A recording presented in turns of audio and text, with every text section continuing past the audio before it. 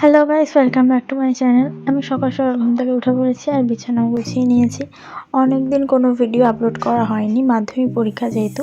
তো আজকে আমি যাব পিকনিকে, বাবার অফিস থেকে নিয়ে যাচ্ছে, আবার সেখান থেকে বিয়ে বাড়ি যাব। এই জন্য এত বড় একটা লাগেজ করেছি।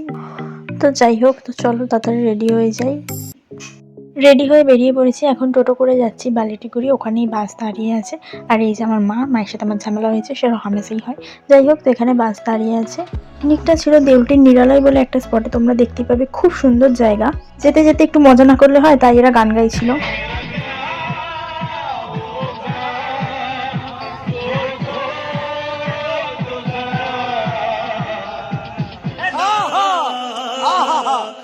এখানে মজা নিতে নিতে যাচ্ছিলাম, তারপরে স্টার্ট হয়ে গেছিল কুইজ, যেটার প্রাইস ছিল রুমাল। কিশোর কুমার নামটা কিন্তু অরিজিনাল নামটা কি?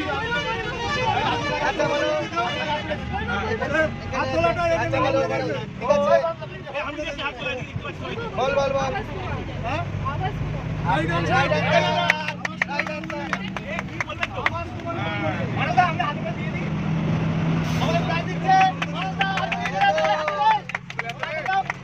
চলে এসেছে মেন স্পটে। এটা একটা রিসর্ট টাইপের ছিল, চারিদিকটা সুন্দর করে বাগান দিয়ে সাজানো, ফুল গাছ আরও অনেক ধরনের গাছ ছিল। আমরা এখানে খুঁজলাম কোথায় ছবি তোলা যায়, তারপরে এই জায়গাটা খুঁজে পেয়েছিলাম, কিন্তু দিদি আমাকে ছবি তুলে দেয়নি। তার জন্য আমি মন খারাপ করে বসেছিলাম, দোলনা চড়তে চলে গিয়েছিলাম। তারপর চলে যাচ্ছি আমাদের ভাড়া করা রিসর্টের দিকে। 3টে রুম নেওয়া হয়েছিল, এই একটা রুম যেটাতে ছিলাম আমরা, আরও 2টো ওইদিকে রুম আছে যেটাতে অন্যরা ছিল।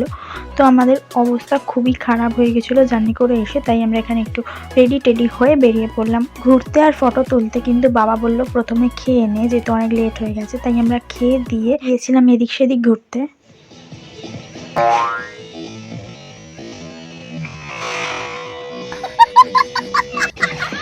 পড়ে গিয়েও যে মানুষ এত মজা পায়, সেটা আমাকে দেখেই বোঝা যায় গাইস। তারপর খেলা শুরু হয়ে গেছিলো। ফার্স্টেই ছিল বাস্কেটে বল ছোড়া, যেটা আমার দিদি খেলছিল। ওকে দেখে আমি একটু ইন্সপায়ার হচ্ছিলাম, বাট ও নিজেই একটাও বল ফেলতে পারেনি, তাহলে আমি কি করে বল ফেলতে পারবো?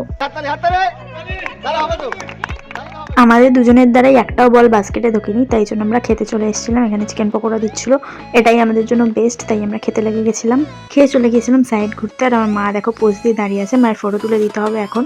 তারপর চলে গিয়েছিলাম নেক্সট খেলা, মিউজিক্যাল বল, যেটাতে আমার দিদি জিতেছিল। কিন্তু আমি 4th-এ গিয়ে আউট হয়ে গেছি। এতই খারাপ লাগছিল যে কি বলবো, 4th-এ গিয়ে আউট হয়ে গেছিলাম আমি।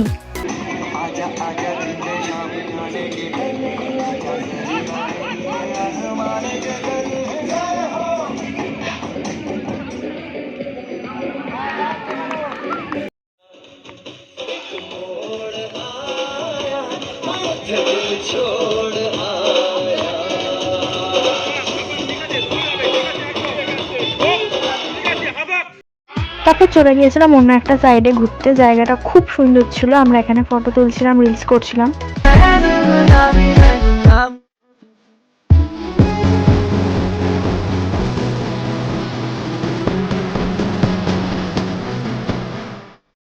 তারপর আবার ফিরে গিয়েছিলাম থার্ড খেলায়, মিউজিক্যাল চেয়ার, যেটায় আমি থার্ড হয়েছিলাম।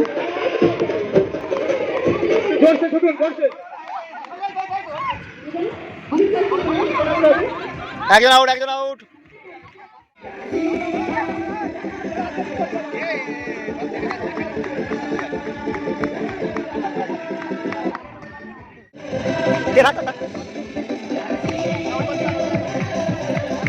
হ্যাঁ ভালো।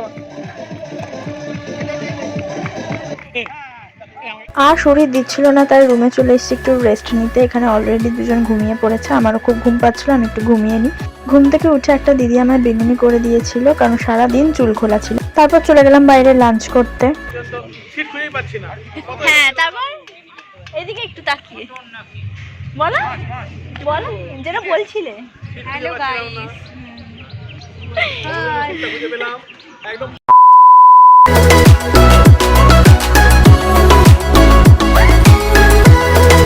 লাঞ্চের পর 4th খেলা আরম্ভ হয়েছিল, হাড়ি ভাঙা, যেটা আমার বাবা খেলছিল। বাবাকে থেকে ইন্সপায়ার হয়ে আমার একটু ইচ্ছে ছিল যে আমিও খেলি, কিন্তু আমার বাবাই লাইনের বাইরে বেরিয়ে গেছিলো। তো আমি কনসা মারতে পারবো, তাই আমিও সেমভাবে লাইনের বাইরে বেরিয়ে গিয়েছিলাম।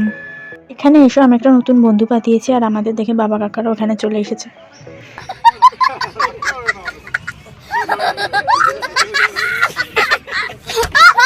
এদের এত শখ যে বিকেল 5টার সময় ওরা সুইমিং পুলে নেমেছে।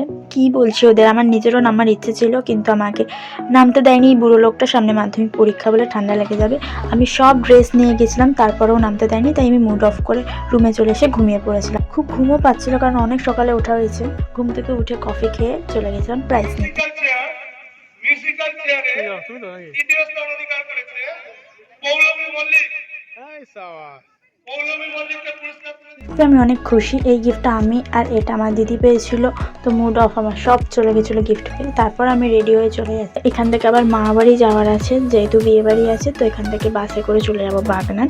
বাগনানের নেবে টোটো করে চলে যাচ্ছিলাম মামা বাড়ি। এই দেখো আমার পুটকে মামা বাড়িতে গিয়ে আমার এই একটাই কাজ থাকে, একে জ্বালানো আর খচানো। বল আবার এবি বল, বল কি বল এক্ষুনি বল। এ বল, তারপর তারপর তারপর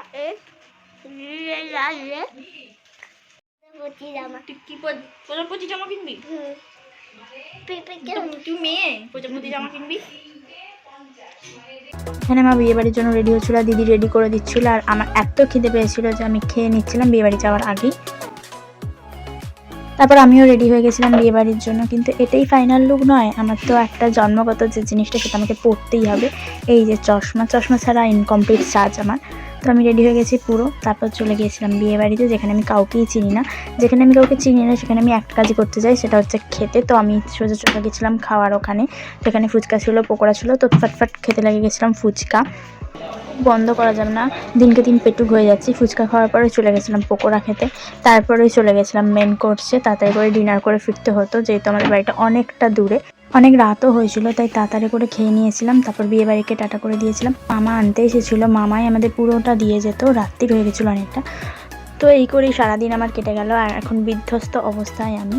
তো ভিডিওটা কেমন লাগলো, ভালো লাগলে লাইক কমেন্ট শেয়ার করে দিও। দেখা হচ্ছে নেক্সট ব্লগে, টাটা।